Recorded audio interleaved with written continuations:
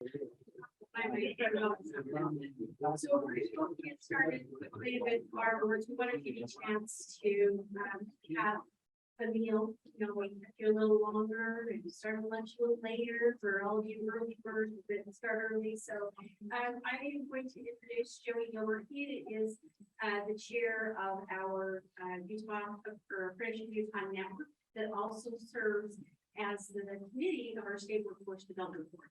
So as chair, he gets to do a lot of this fun stuff and do our awards for us. So Joey. Will you clap for me? Well, thank you, Commissioner. Appreciate the opportunity. I don't know if this is a fun assignment or a voluntold assignment. I think it's more on the voluntold. But anyways, as Lisa indicated, I serve on the DWS Workforce Development Board and serve as the Apprenticeship Committee Chair, which is a great honor for me and get the opportunity to rub shoulders with the DWS folks on a regular basis, and they do a terrific job for the state of Utah and really for all of the employers throughout the entire state. So our hats off to them in the work that they do. Lisa gave you a long intro and bio here, so I don't want to mess it up too much with regards to the awards that we have. We have a great slate of professionals that are out there doing terrific things in the world of apprenticeship, and I want to recognize them properly today. But we are pleased to announce the award recipients for the 2002 Apprenticeship Awards. The Apprenticeship Utah Awards recognize outstanding registered apprenticeship sponsors, employers, partners, and individuals who have made a commitment to modernize, innovate, and expand high-quality apprenticeships. Nominations are made by the apprenticeship sponsors, employers, and training providers, and the leadership team from the Department of Workforce Services serves as the reviews, scores, and ranks them to select the winners. We would like to thank all of the nominations and nominees.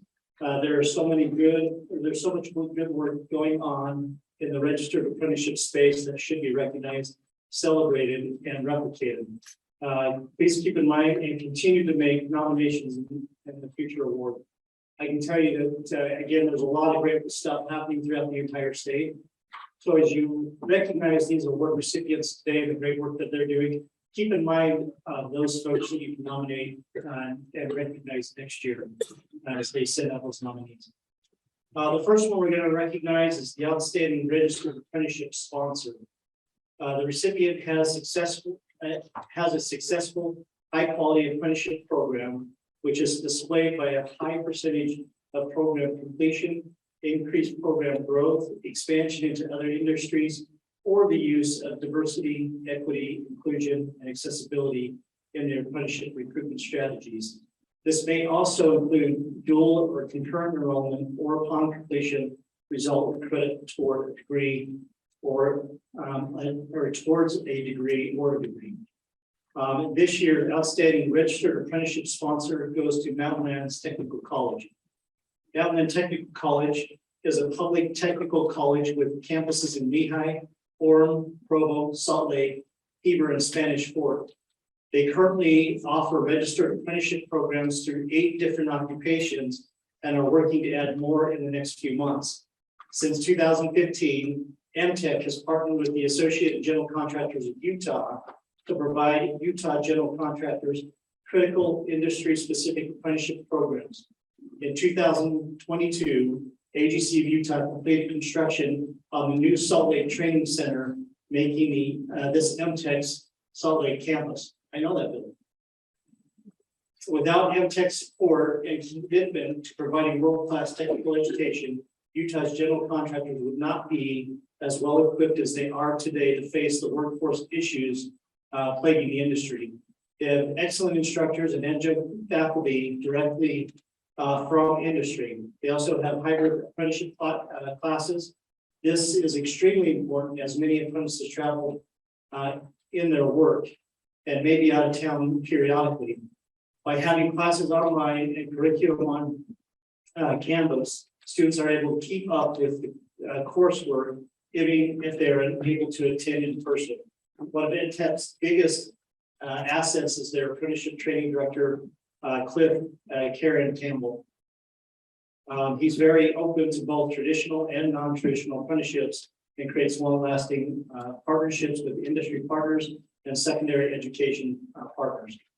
So join with me in recognizing this year's outstanding registered apprenticeship sponsor, MTech.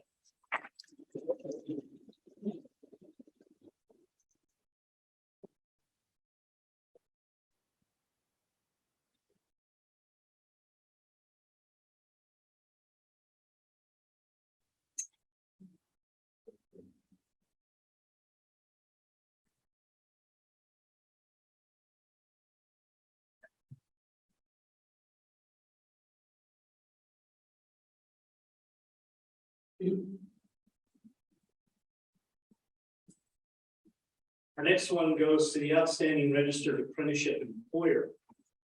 Recipients in this category has developed innovative practices in recruitment, training, mentoring, or retention strategies. This may include partnerships with K-12 education, community-based organizations, or others. This may also include diversity, equity, inclusion, and accessibility strategies. This year's recipient for the outstanding registered apprenticeship employer goes to Hunt Electric.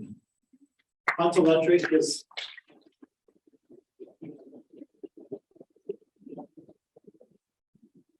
it doesn't say pause here, so Hunt Electric does electrical construction in all phases, including engineering, new construction, service, sustainable energy, ITS, industrial automation, traffic infrastructure, and high voltage. As everyone who works in the construction industry knows, there is a shortage of workers and has been for some time. Rather than take the usual route, poaching employees from competitors, Hunt Electric made the decision years ago to invest time and resources into adding new electricians to the talent pool. Hunt Electric believes that taking a hands-on approach in helping solve the labor shortage issue is their duty. Hunt Electric focuses on educating high school students about opportunities that exist in the skilled trades. Members of the Hunt Electric HR operations, recruiting, and field staff participate in numerous events at high schools across the state each year. These events include job shadowing, career fairs, in-class presentations, group tours of their facilities, summer internships, and many more. Engaging youth, young people, to get them excited about opportunities that they may not know about is critical in maintaining and growing the ability of their workforce. Hunt Electric sets the bar with training throughout their pre-apprenticeship program. At any given time, Hunt Electric employs approximately 20 pre-apprentices for approximately 20 weeks. Pre-apprentices exposed to the electrical work in their prefab shop. Pre-apprentices are also able to manufacture electrical assemblies in a controlled environment where they can monitor safety and quality while teaching young people the importance of good work ethic, reliable attendance, positive attitude, etc. This year's outstanding registered apprenticeship employer goes to Hunt Electric.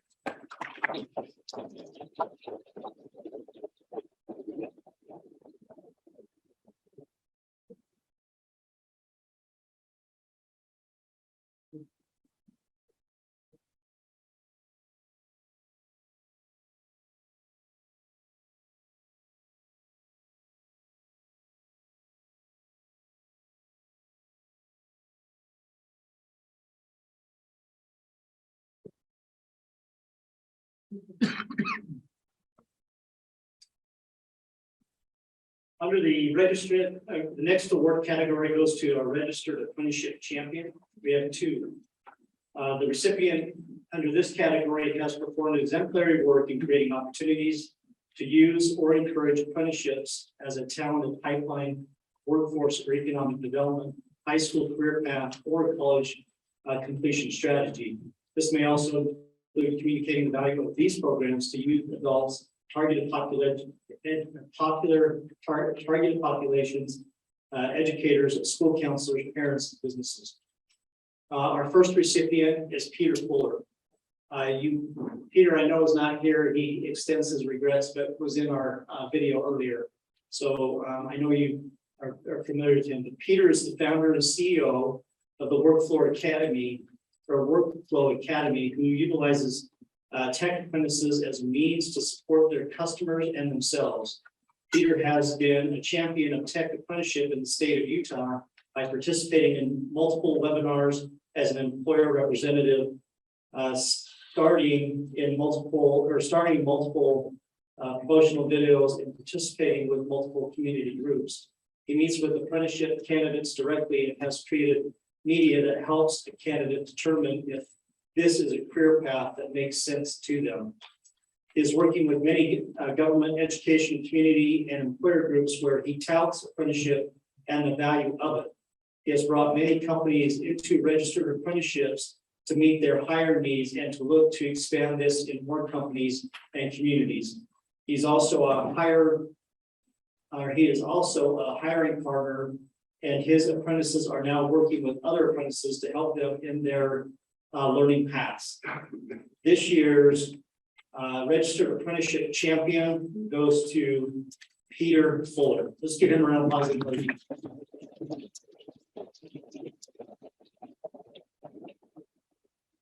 Our additional registered apprenticeship champion goes to Derry Gillum. Derry Gillum is part of many workforce development groups and apprenticeship committees throughout the state. His commitment to the development of Utah's workforce is unmatched. Derry actively participates in various levels of education groups to promote the industry need for a skilled workforce. He is also currently involved in developing a pathway through the pre-apprenticeship and youth apprenticeship for high school students, aimed to help resolve the current workforce shortage facing the construction industry. This will be done in various school districts to be a model replicated statewide. Derry's biggest strength is his willingness and work ethic towards improving how the industry trains the next generation of construction leaders. Again, this year's registered apprenticeship champion goes to Derry Gillum.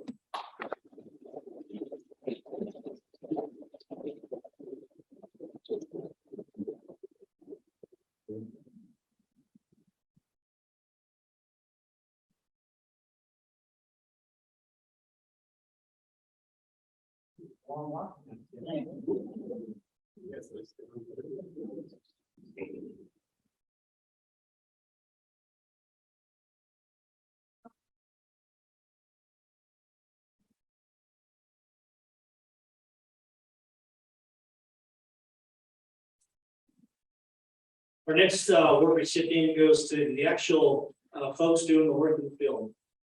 Our outstanding registered apprentice this year is a recipient. The recipient of this have displayed resilience in overcoming adversity to participate or successfully complete an apprenticeship program who may be working in a non-traditional field. This year's outstanding registered apprentice is Ty Stark. After high school, Ty Stark enrolled in classes at Weber State University. The pandemic hit and he found out quickly that he was not an online learner. He looked for other options and decided to pivot his education and pursue an apprenticeship in construction. He has shown his commitment to the construction industry by successfully completing the AGC's Rough Carpenter Apprentice Program. He found out that he can use the education credits he earned during his apprenticeship for his college degree, and because of this, he has decided to continue his education through Weber State's Building Construction Design Program. Ty embodies the values of the construction industry. It is reflective of the career track he is on, and while he didn't take the traditional college track, he has successfully followed a path that will make sure that his experience and knowledge are equally represented in his work. As an AGC graduate, I'd like to just thank Ty for his example that he has for all apprentices. He's going to come up, he's going to have a broken wrist. He did not do that in our apprenticeship program. He needs to be an apprentice in motorcycle ready, from what I understand. But that's something he's working on now. But with that, this year's apprentice recognizing and award recipient goes to Ty Stark.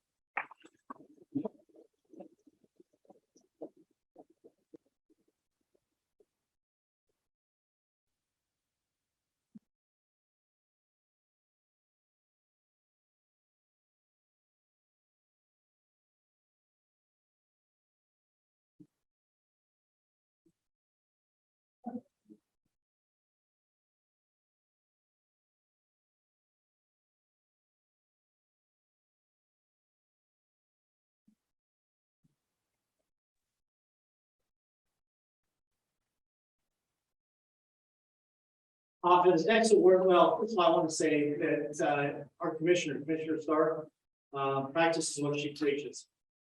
She's out there every day talking about how individuals can make career choices and decisions, and how apprenticeships move those individuals into high paying careers and being able to provide for their family. And again, ties a testament of her example to what she preaches every single day. So again, thanks to Ty and of course our Commissioner Stark. On this next.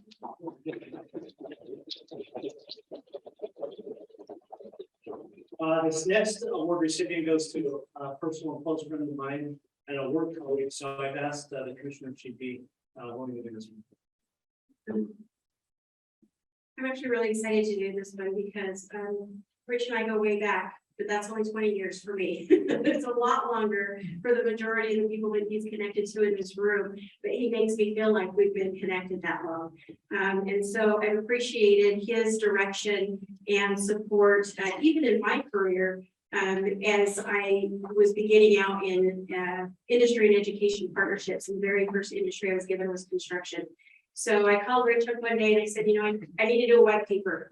I want to know all about the construction field. I need to know what the needs are, what the barriers are, what the great things are, and kind of figure out where to go from there. And he said, awesome, come meet me in my office. And so he let me pick his brain and interview him for quite some time. And it really helped me develop out this white paper. So this actually brings me great pride to be able to present this award to him as well. This award is the Lifetime Achievement Award. The recipient has been a long time apprenticeship advocate and has made noteworthy strides to advancement, modernize, or develop policies for apprenticeship growth and expansion. Rich Thorne, who serves as the president and CEO of the Associated General Contractors, which is a commercial construction trade association, represents over 650 member companies in over 43 years that he's been involved. So the AGC is celebrating its 100 years of service to the construction industry in Utah this year, and the success and growth can be largely attributed to Rich's leadership over his long career and leading the organization's day-to-day operations. Rich has been at the forefront from creation to implementation of the association's apprenticeship program since the very beginning. As the association president, he's engaged at every level of its continued growth and development. One example of this is a number of years back, Rich was able to work with the AGC Highway Committee, the AGC Highway Apprenticeship Committee, and the Utah Department of Transportation to increase the funding levels of all UDOT federally funded projects to further develop and grow the highway apprenticeship programs in Utah, and set it as a priority within the highway industry from the top all the way down. This would not have happened without his leadership and commitment. The positive impact that Rich has had within the industry and specifically to the apprenticeship has been his ability to create lasting change, whether it has been through regulatory or legislative changes, provide more opportunities for apprentices through increased state funding to support programs, or working with legislative leaders to pass legislation to have the state Commissioner of Apprenticeship programs and simply recognizing worker safety. The AGC and Rich are at the forefront of these initiatives and programs for the betterment of all Utah-based apprenticeship programs. Rich Thorne is retiring this coming spring after serving 43 years in the industry. His biggest strengths are his long institutional knowledge and respect from all of those who know him. He is someone that always is sought after from leaders throughout the state for his leadership skills and ability to get things done. He is a person of the highest level of integrity, skill, responsibility, where his word and his friendship are his bond. Rich is certainly a larger than life person who has a tremendous amount of respect statewide, and he is one of the longest serving construction association executives nationally, who has given his entire career to make the lives of others better. Rich.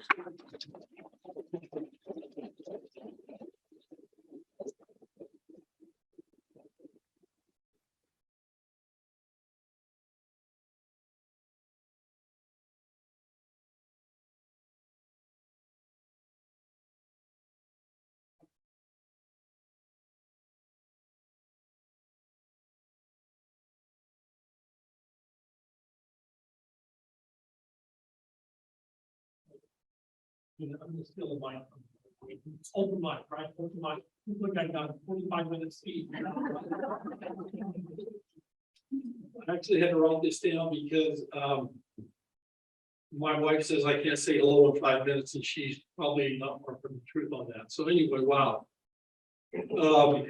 What a great conference. We're here for the first annual Apprenticeship Utah Conference, and it's been a great event. Look around, there's a lot of folks here. And there was a ton out in the hall. What a great way to celebrate what I believe is one of the best things that can happen in any person's life, not just a young person, but any person's life. And that's apprenticeship. Now, again, I'm a little bit partial to construction. You know, they signed my paycheck for 43 years, so I like swinging a hammer and that kind of stuff. But there are apprenticeship programs for everything. Gals, it's so cool.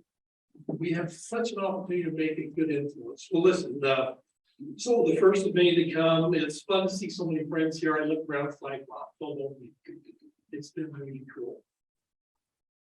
Apprenticeships can and do change lives, people. They do. They make people better. Not why we're here, make people better. It is. Well, nearly 43 years ago, some good paying people gave a young rich boy a chance.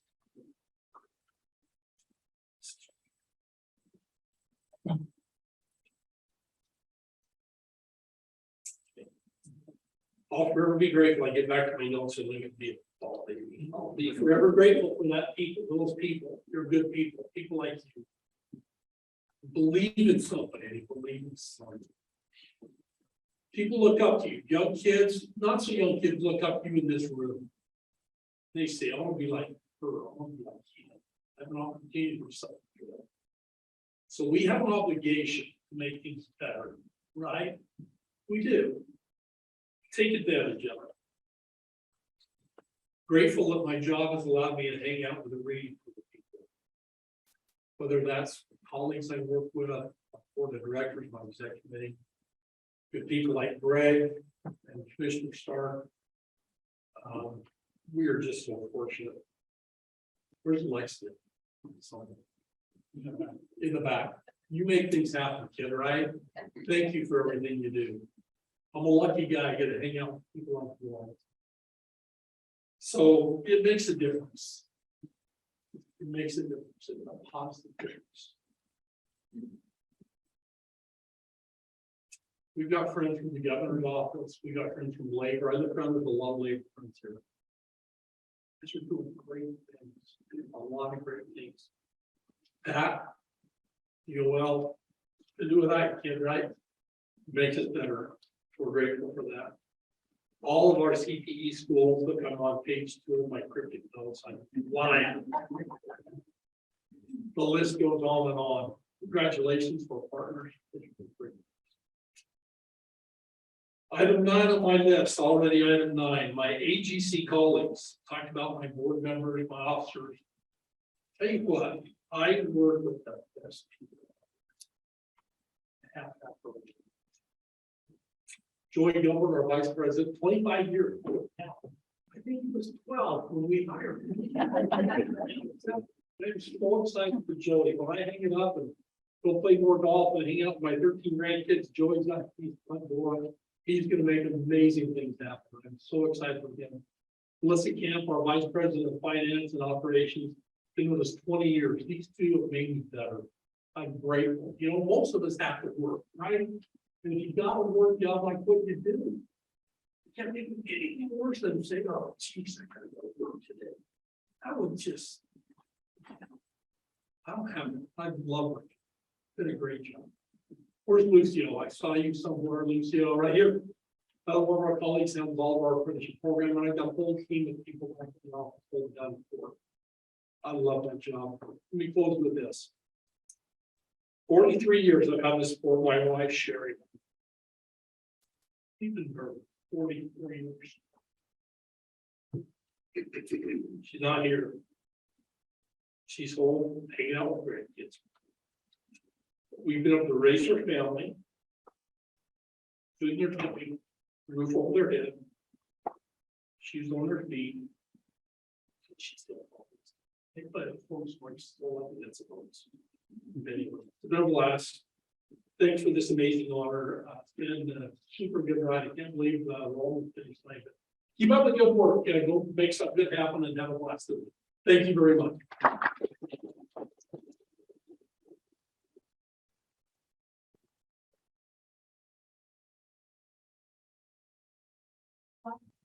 All of you were raised against the meeting, so. You know, trust is very important. And then we will, you know, break up process. I know that it's like. You're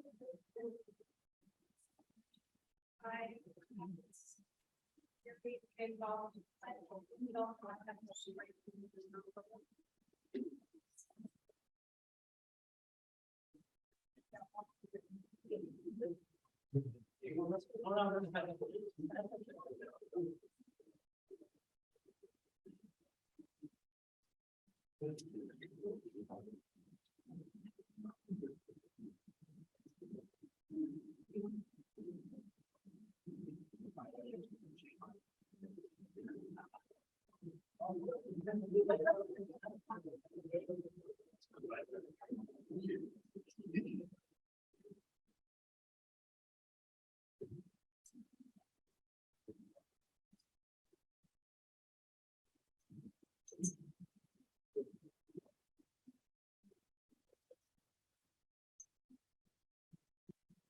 So, I don't need to reintroduce Joshua Johnson, except to call him by the right name this time.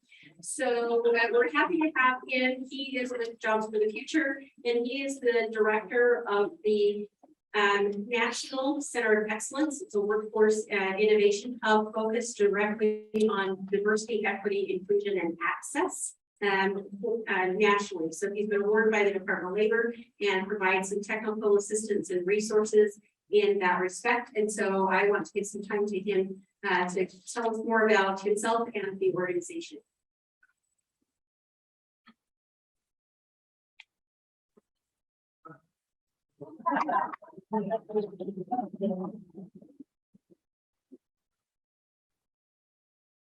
So I don't do the mic stand here, so you guys, like, this room is humongous.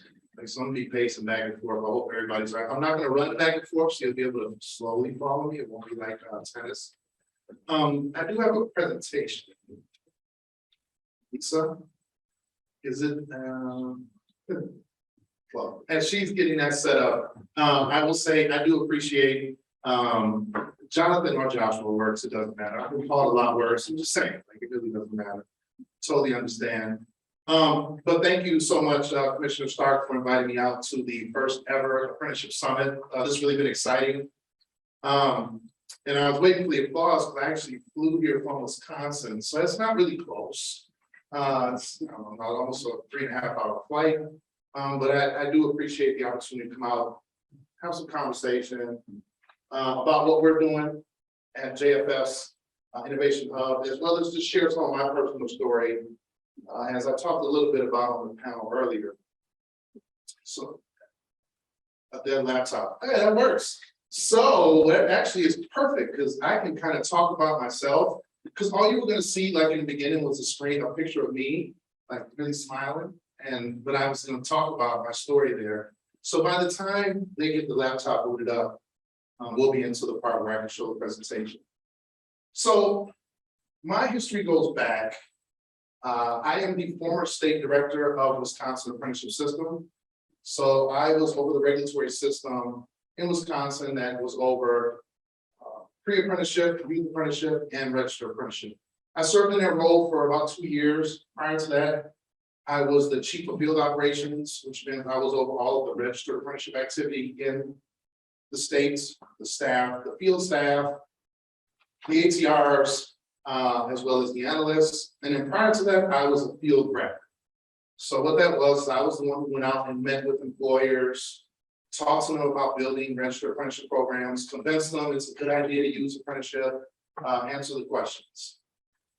And prior to that, I actually worked in, which was awesome when Josh was talking about it, I worked in both rehab. for about a year and a half. And probably in a very similar role to what Josh had.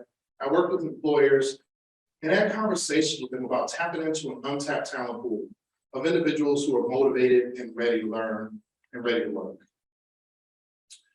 So that's my kind of my history in state government, leading up to being the state director. But it actually goes back farther than that. So I served a construction craft laborers apprenticeship program. I started in 07 or 05, I ended in 07, this is in Wisconsin. Now I worked in the field for about 3 years, almost 4 years, building highways. I was a heavy highway laborer. And I left construction because my youngest son will be 12 this year. I left because I was like, yeah, I don't do this anymore. It's like 80, 90-hour weeks. You know, as I was sharing with Jared earlier, like that was back in the Nextel days, if you all remember, where like little chirp goes off. And my chirp would go off at 2 o'clock in the morning. And they need me to go to a job site. Like, hey, somebody crashed into a barrier wall. I need you to go down with the operator and fix it. So I figured, raising a kid, I was not going to be able to do that part of it. So I walked away, started my own business, did a little work traveling, sharing my story, my personal story, and then I got into state government. So I like to say, I know apprenticeship from the rooter to the tutor. So I know it from being an apprentice, all the way to being the person who signed every piece of paper that had the word registered youth or certified pre-apprenticeship on it in the state. But now I also know it from the third perspective, which is the intermediary or the partner side of working at JFF. So at JFF, I'm the director of the National Innovation Hub for Diversity, Equity, and Inclusion Accessibility in Registered Apprenticeship. Give you a little background of what we're doing. We have a $13 million US DOL cooperative agreement, where our goal is really it's twofold. It's the supply side, so the people side. And what we want to do with the people side is to provide opportunities to individuals, to provide visible access points into the world of registered apprenticeship for disenfranchised populations, underserved communities. Give them the ability to access the promise of apprenticeship. And on the employer side, we're focused on helping employers to either establish or achieve their DEIA goals utilizing registered apprenticeship. Now, that is a hefty 4-year goal that we have to literally change the whole landscape in the national apprenticeship system. As we talked about earlier, you can see that I have a passion for apprenticeship. Apprenticeship changed my life. And one title I left off of there, which just adds credibility to the apprenticeship conversation. Prior to coming to JFF last year, I was the vice president and president-elect of our National Association of State Directors. So I was recognized by my colleagues as someone who was progressive in thought, had a passion for apprenticeship, but most importantly, was ready to identify and call out the things that are not right in the system, and to talk about how we can fix them. That's interesting. In that role, I served on President Biden's advisory committee on apprenticeship for the first meeting, because then I went to JFF afterwards.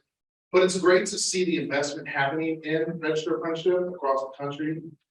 It's great to see the investment, the continued investment, I should say, all the way from the Obama administration. There's been constant investment into registered apprenticeship, so we're loving to see that. So my story even goes a little bit farther than that. And when I talk about apprenticeship changed my life, this morning we were talking about populations of individuals who are not typically engaged in the workforce conversation or in the apprenticeship conversation. And for me, I am one of those populations. I represent one of those populations. I served 10 years in prison from the age of 17 to the age of 27. And being stupid as a kid, right? Being a teenager, doing dumb stuff, probably stuff many of you, well, no, you probably didn't do stuff I did, but you did other stuff. I'm pretty sure you didn't do stuff. But getting engaged and as a teenager, getting involved in some really foolish activities. I wasn't a bad kid. I grew up a jock. I played football, baseball, wrestled. I was around a bad crowd. I was around kids who all of us were going to go to college. We all, basically, one of my friends lost a 4-year football scholarship. It was making decisions, making uninformed decisions about our life at 17 years old, based on what we were going. Now, as I served my 10 years in prison, right, I come out, I honestly didn't know what I wanted to do. I had absolutely no clue what to get engaged in, nothing. Like, the only thing I knew was I didn't want to go back to prison. That was it. Like, I knew nothing else except I don't want to go back to prison. And I happened to be working on a loading dock for a company, it's called the Rail Corporation in Milwaukee. And I was loading semis, the semi-trailers with tools for pipe fitters, iron workers, steam fitters, and I forgot the other one, welders. And millwrights, millwrights as well. And there was a guy who came up to me and said, have you ever thought about being an iron worker apprentice? And I said, man, look, I just got out of prison. All I'm thinking about is not going back. Like, I'm cool, my little $10 an hour job I had back in 2005. I didn't want to rock the boat. All I want to do was just stay out of trouble and not go back to prison. When I realized at the time he was planting seed. A couple months later, a family friend reached out and said, hey, have you ever thought about going into an apprenticeship program? And I was like, hey, Rich asked me about that. I just don't know, man. I just, I don't know what the benefit. I like my job. One thing, as the young lady from the Department of Corrections talked about. No, hey, it's Siri using that to me too. Don't feel bad. Usually it's when I'm talking to them, so it's all good. It's me. But one thing she talked about this morning was loyalty. I had extreme loyalty to a $10 an hour job because they gave me a chance knowing that I've been in prison. So we talk about loyalty, like that's 100% true. I still carry that. I've been out almost 20 years. I still carry that extreme amount of loyalty, sometimes to a fault when it's come to work and to my career. But I did not have an idea of what apprenticeship really meant. I said, all right, man, I'll go check it out. So I go down. They were Walsh Construction. It was like almost $1 billion job, I believe. They were doing the Marquette Interchange in Milwaukee, Wisconsin. They were doing like the full resurface, like tearing down stuff. So I went into the office. And as I walked into the office, I got the application. Many of you from construction, any employer in here, from any employer gonna know, this is a long application to fill out. You get the question number, I don't know. Depends on where you are. It's like number 4, 5, 7. Have you ever been convicted of felony? Now, this is in 2005. And what we were taught in prison was to put, we'll discuss at interview. The absolute worst thing to ever write down on an application. Like, that's the worst thing to ever write, but that's what we were taught. Yeah, write this down and then they'll talk about it. Yeah, they'll call you in and give you a chance to talk about it because you write down what you were convicted for. Then they can definitely say, no, we don't want you. Yeah, that's like the worst thing ever. Like, there's going to be no discussion.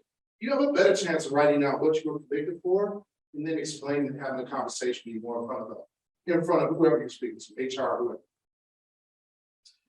But the reason I share this story is because it truly is about how apprenticeship changed my life. As I sat there and got to that question, I started to mark yes. And I was just about to write, we'll discuss an interview. 3 young men or young white men who were interns, I know this at the time, they walked from the back. This story, I'm telling you this story like it happened yesterday. They walked from the back and they looked at a stack of applications that were on the table, not even 3 feet in front of me. In every application they opened up, somebody had some type of criminal conviction, whether it was misdemeanor, felony. And one of the guys said, I would never hire somebody that's been in prison. Now, they don't know who I am. Like, I'm literally sitting 3 feet from them and they make this statement, this bold statement. And I was like, well, I guess I'm gonna be working here. Let me write down, yes, we'll discuss the interview. Let me get on up out of here. Because clearly, this is not a place for me. And a guy was sitting behind a desk. His name is Jay Titus. He's a very good friend of mine to this day. He was in California. And he said, not me. If someone's desperate enough to steal, they're desperate enough to come to work every day and make money. Yes, convicted of 3 counts on robbery, 1 attempted on robbery. I was going to write everything down on that piece of paper because I said, if I have a chance, it's with this guy. So I finished doing the paperwork out. I don't want anything down. That's everything you need to know. I turned my application in, spoke to the woman, and I said, hey, do you mind if I talk to that guy? And she's like, yeah, I don't care. It's like, yeah, you just gotta wait till he can talk the phone. I sat back down for 10 minutes and waited for him to get off the phone.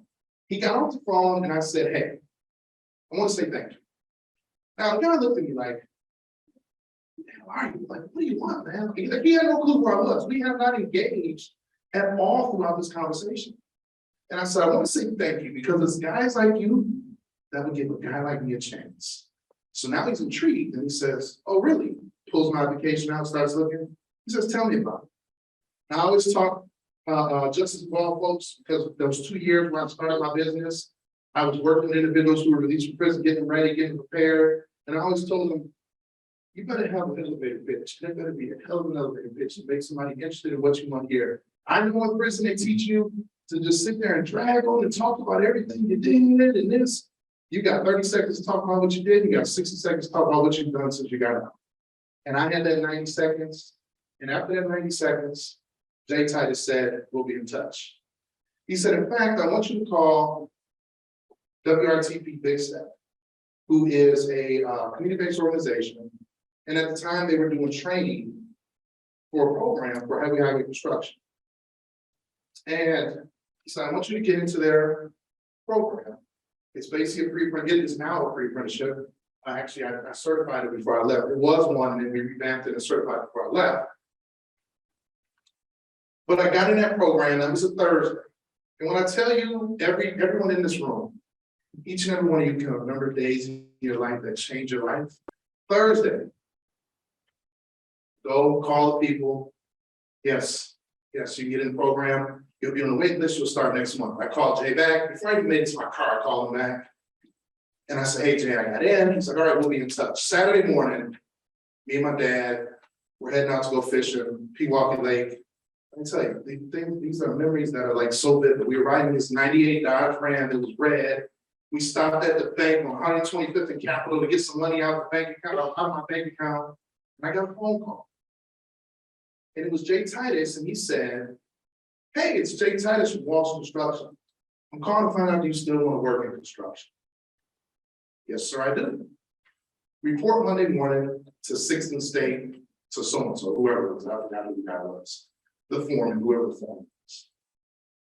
So when I talked about apprenticeship having the ability to eradicate poverty, as I talked about this morning, I also talk about its ability to change people's life, to change the trajectory of someone's life.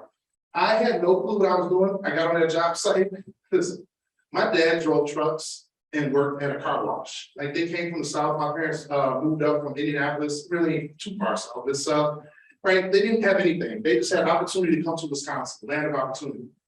I knew nothing about construction. Nothing, like nothing at all. Jay Titus gave me a shovel and he said, hey, go ahead, you're gonna work on this screw, you're gonna build this bridge, or you're gonna shovel sand. That's really what you're doing, is to shovel sand. He said, after 2 weeks, if you show me you're proving yourself, I'll get you connected to apprenticeship. And at the time it was through Labor's Local 113. He said, I'll get the folks down here and they'll get you signed up. Now, what I didn't realize is that Jay saw something in me I didn't see in myself, because shortly after that, like I got in, I was busting my butt. He said, building highways is rough. That is a rough job that I had no clue.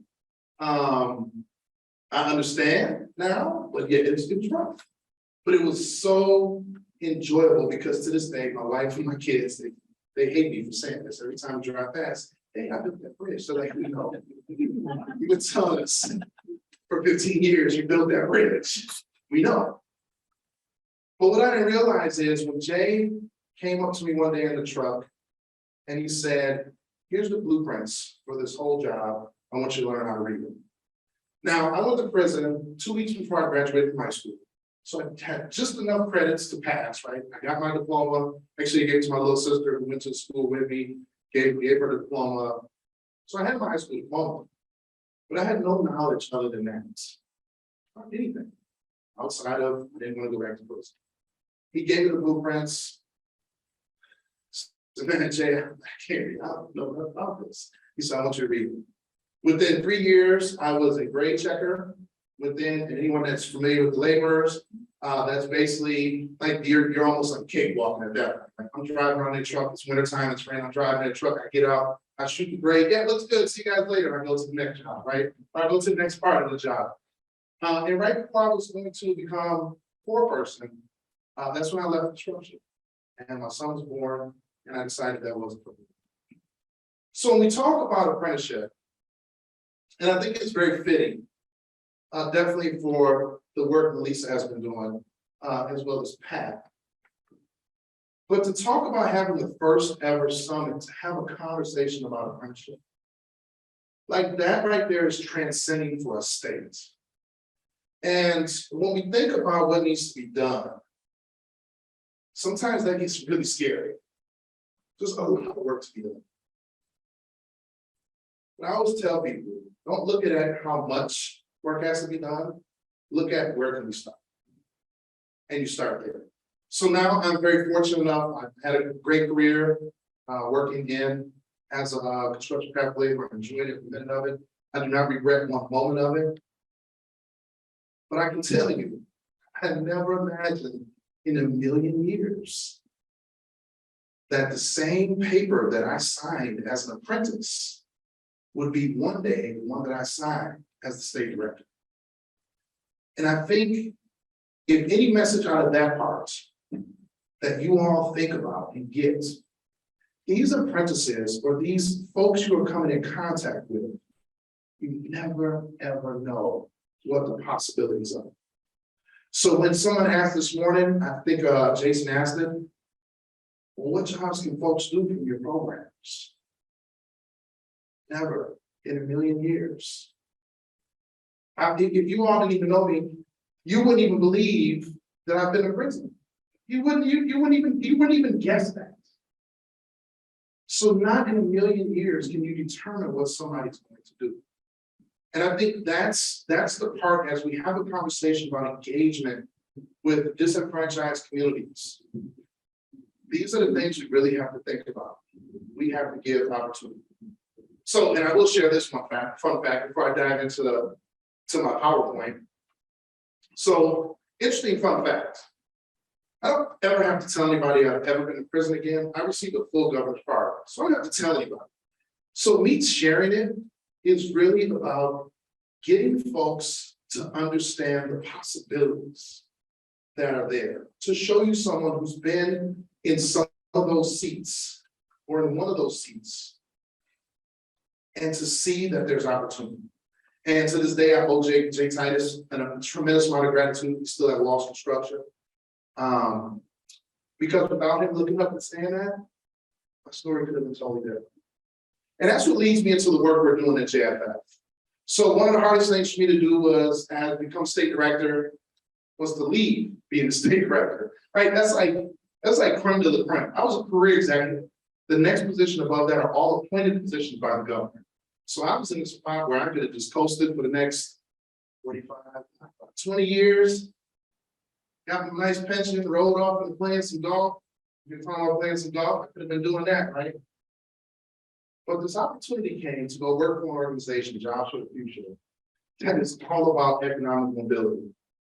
They're all about calling out inequity. They're all about creating equity in every aspect of the workforce. And I was fortunate enough to be on this project, the National Innovation Hub, where our focus, as you can see, our focus is really determining strategies, creating customized support, every disenfranchised population you can think of. Whether it's, we want to create, I'm sorry, this next slide, sorry. We want to create those customized supports to employers, education providers, intermediaries, and government entities to drive DEIA in registered apprenticeship. Now our goal is simple: it's to improve access and outcomes for women, people of color, and workers who live in rural communities. Wisconsin has a huge rural population. I'm sure Utah does too. Wisconsin is beautiful. I love it. Like mountains is beautiful. Wisconsin, you got mountains, so just a bunch of flat land. People who identify as LGBTQ plus, and individuals who've been involved in the criminal justice system. So that's what we're doing. We're trying to help engage and create strategies for those conversations. Our vision is simple. I always say our vision is simple, but it's really not simple. But we envision a world where all Americans, regardless of race, ethnicity, gender ability, national origin, sexual orientation, socioeconomic background, or location, have equal access to registered apprenticeship, leading to career advancement and economic mobility. Remember I talked about this morning when we talked about career apprenticeship, and it's like, yeah, we can train people to come through and they're working at parties. That's not economic mobility, right? It's not. It really isn't. Our mission, we want to drive change in the apprenticeship system that increases DEIA for those populations that have not had access to the promise. And we're going to do that in 3 ways. We're going to advance employer efforts to build diverse, equitable, inclusive, and accessible apprenticeship programs. We're going to build partnerships to create sustainable change in registered apprenticeship. And we're going to inform systems and policy change by elevating promising and innovative practices that advance DEIA. Probably one of the ones that has the most impact is informing systems and policy change. So our approach, we want to establish diverse, equitable, inclusive, and accessible registered apprenticeships, youth apprenticeships, high quality career apprenticeships, and innovation hub works with employers, intermediaries, community-based organizations, educational partners, workforce boards, and government agencies to do the following. We want to assess and support organizational readiness. We want to implement customized DEIA strategies for recruitment, mentorship, related instruction, and retention. We want to integrate data and apprentice voice, one of the actual most important things as part of apprenticeship or workforce just in general. And then lastly, we want to build the capacity of intermediaries, CBOs, and educational partners to effectively engage in building equitable apprenticeship opportunities. Like I said, that would have been the slide to watch. I have a team. We're a small and mighty team of 4 across the country. Maria Davila lives in Pennsylvania. Jennifer Meyer lives in Iowa. She's a fellow Midwesterner. And then Mariella Winquist lives in Rhode Island. And then we also have an extension of our team. Many of you who may have been around apprenticeship for a while may be familiar with Eric Sellers now. He was under the Obama administration. He was a deputy secretary. He was our vice president. But now Deborah Kovis has moved into that role. And then I have assorted colleagues of mine, director and associate director in my commerce folks. So this is how we get this work done. We have 9 partners that we're working with to help us to advance this work. Now, to think that we could just do it at JFF alone, we gotta have partners. We gotta have folks out there that are really field informed and engaged with communities. And for those of you who've been around apprenticeship for a while, you may see some names up here that are familiar, such as the Chicago Women in Trades. They've been around for a very long time. They've been engaged in apprenticeship and getting women engaged in apprenticeship for a very long time. You may see Apprenticeship Carolina, who's been around with the youth space. But then you'll see some folks up here who may have never heard of before. And that was done intentionally. As we talk about engaging disenfranchised populations, we have to start looking at those folks who are engaged with those communities that we want to talk to. So you'll have a Rutgers Center for Minority Serving Institutions. So that's HBCUs, Hispanic serving institutions, tribal colleges, any minority serving institution they're engaged with. You'll see UNIDOS US. UNIDOS is connected to the Latinx population, 300 affiliates across the country, CBO affiliates across the country, never engaged in an apprenticeship conversation ever. Now they've created a whole workforce arm within their organization. You'll see ICI, Institute for Community Inclusion, out at UMass. University of Massachusetts, they're looking at our stuff with the disability lens. And they're looking at trying to address how we can make sure that the products and programs that are created look at things through a disability lens. So you see those partners, and the ones I didn't name, just if I sat here and named all of them, I'd be going through all, but we have some fantastic partners up here who are truly engaged with us in this work. So the current state, so just some data. What's a PowerPoint without data, right? You gotta have some data. This is DOL data that we look at, and you can see efforts to boost participation are working, but systemic changes are needed.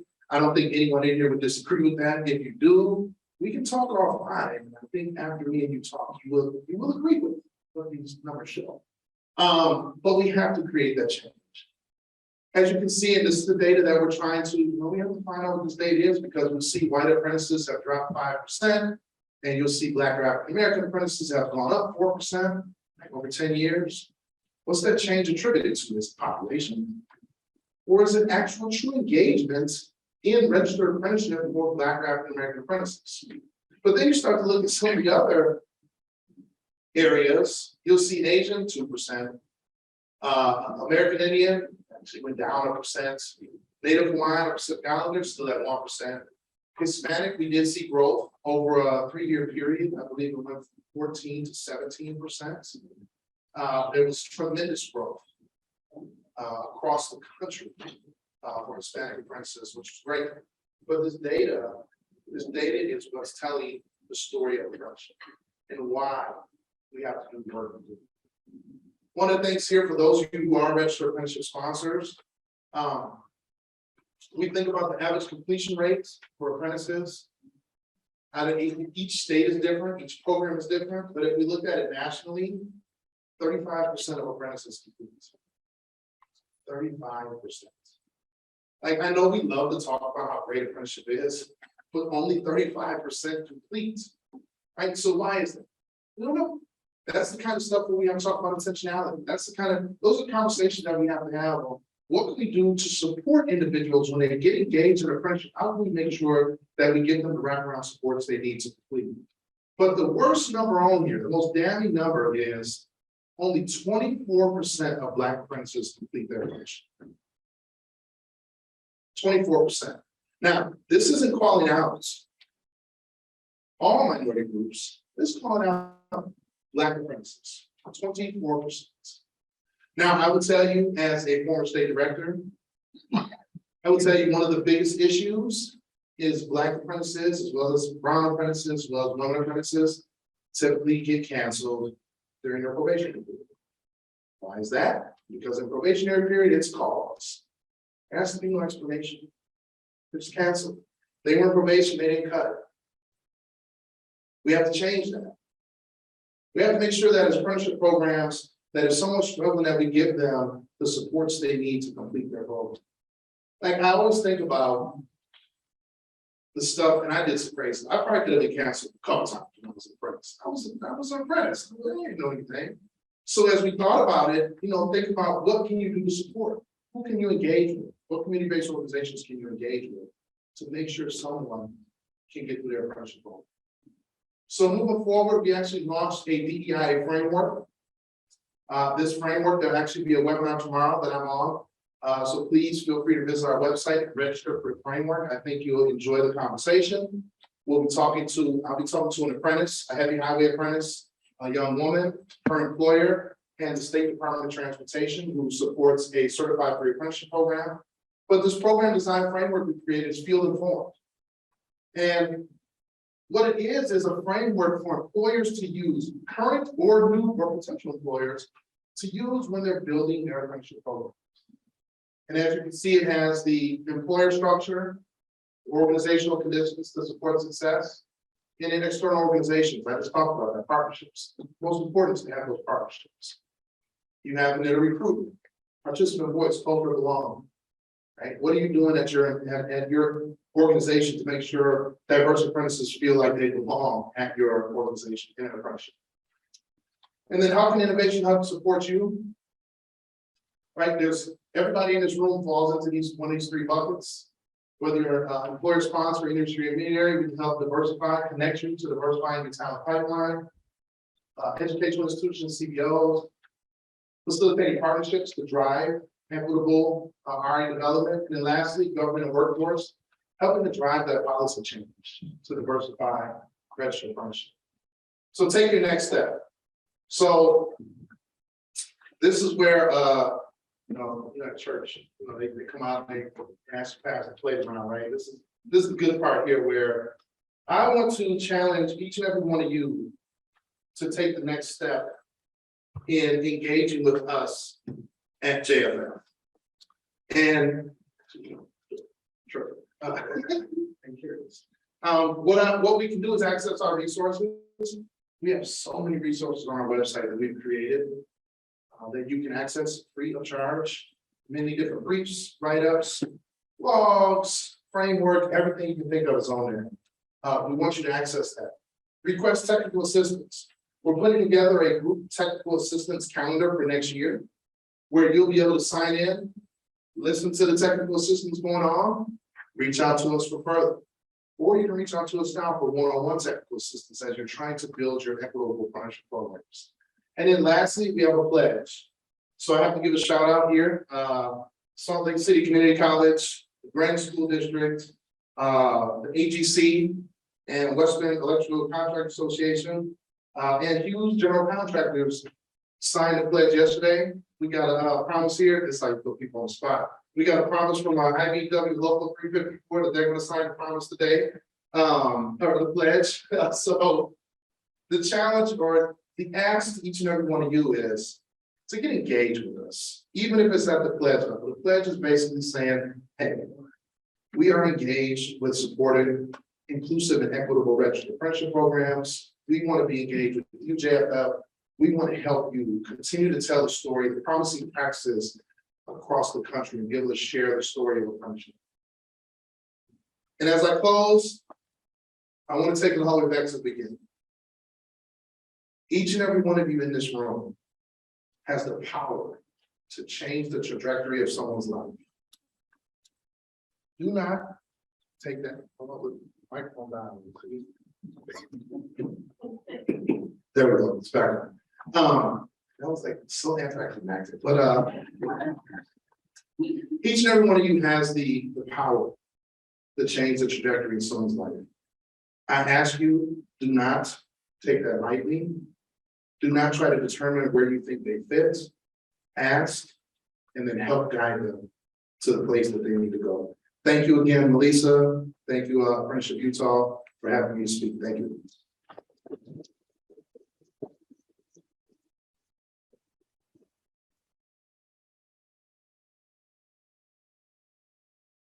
I really want to thank you all for being here today. For as late as we ran this morning, to only go 15 minutes over, that's pretty dang good. However, we have a quick shift change to make.